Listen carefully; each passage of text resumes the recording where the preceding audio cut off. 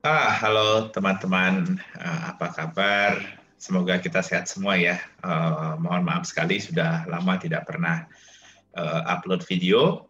Tadi browsing di internet dan kemudian menemukan program yang menarik. Jadi bagi adik-adik yang suka botani, program ini memungkinkan adik-adik untuk membuat diagram bunga. Nah, apa itu diagram bunga? Diagram bunga adalah diagram yang mempresentasikan susunan bunga, ya, bagaimana susunan kelopaknya, susunan mahkotanya, kemudian susunan benang sarinya, gitu ya. Kemudian jumlahnya berapa dan apakah mereka menyatu satu sama lain. Nah, itu adalah diagram bunga. Nah, kemudian nanti diagram bunga ini bisa dicatat dalam bentuk rumus bunga. Bagaimana cara membuatnya? Nah, kita akan menggunakan salah satu program yang saya temukan di internet. Sebagai contoh, saya akan menggunakan contoh bunga kembang sepatu. Ya, karena kembang sepatu itu hampir umum ditemukan di sekitar kita ya. Nah, seperti yang adik-adik mungkin bisa lihat nanti, kembang sepatu itu memiliki epikaliks pada bagian luar, kemudian dia memiliki kelopak, ya, atau kita kenal juga dengan nama nanti sepal. Sepalnya itu ada 5 daun dan kemudian menyatu. Kemudian dia memiliki mahkota yang kita kenal dengan nama petal. Ada 5 petal yang tersusun terpisah dan kemudian memiliki benang sari yang berbentuk tabung. Nah, jumlahnya cukup banyak dan dia menyatu dengan kepala putik.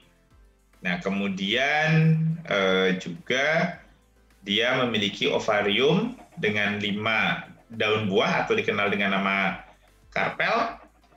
Ovarium ini terdiri atas 5 ruang dengan tipe plasenta aksiler. Nah, bagaimana cara kita membuat? Ya, mari sekarang kita lihat program berikut.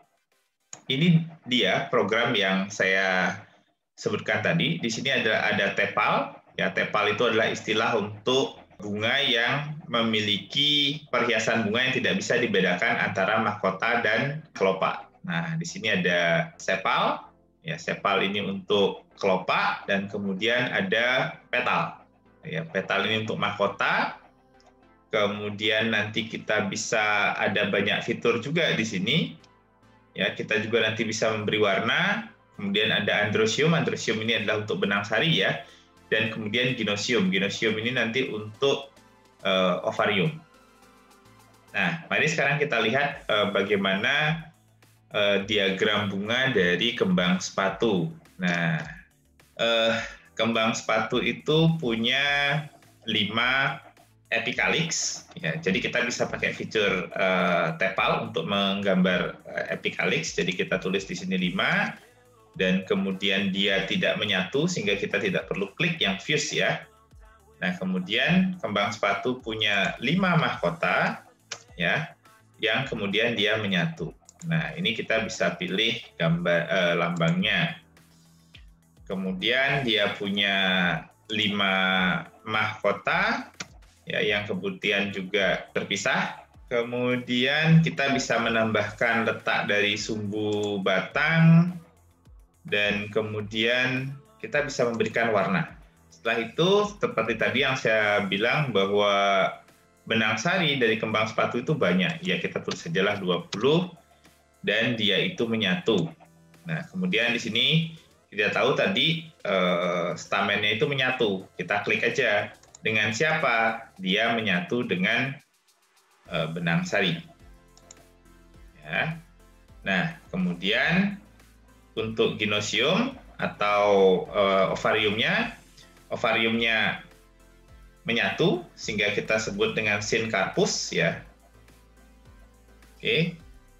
Fus karpel kita bisa pilih gambarnya di sini. Nah, kita pilih gambarnya seperti ini. Ya, tipenya adalah aksiler.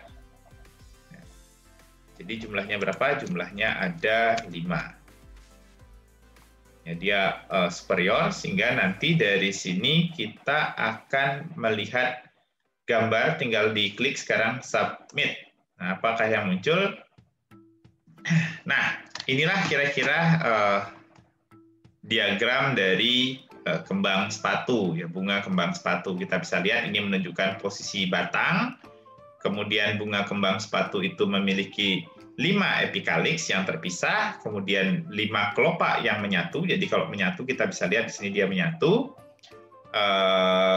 Kemudian dia punya 5 mahkota yang terpisah, kemudian memiliki banyak sekali benang sari, di mana benang sarinya ini menyatu, dan kemudian dia memiliki ovarium dengan 5 karpel. Jadi ini ada 1, 2, 3, 4, 5 dengan tipe plasenta aksiler.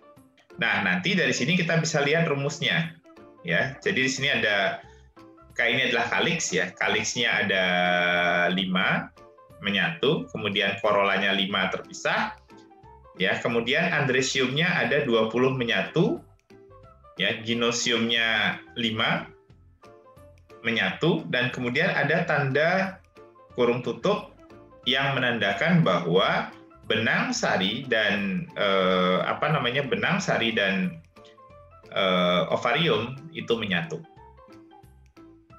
Ya, ini sedikit contoh tentang diagram bunga. Nah, kalau ada request untuk membuat diagram bunga yang lain, silahkan. Nah, hasilnya nanti bisa di-download ya di sini. Nah, kita download. Ya, setelah kita download, kita bisa lihat hasilnya, ya. Nah, coba kita buka hasilnya seperti apa. Nah, hasilnya seperti ini. Jadi, ini adalah diagram kembang sepatu. Nah, bagi adik-adik yang tertarik, silahkan mencoba untuk membuat diagram bunga. Ya, semoga bisa memudahkan bagi adik-adik yang membuat skripsi. Ya, segitu dari saya. Terima kasih.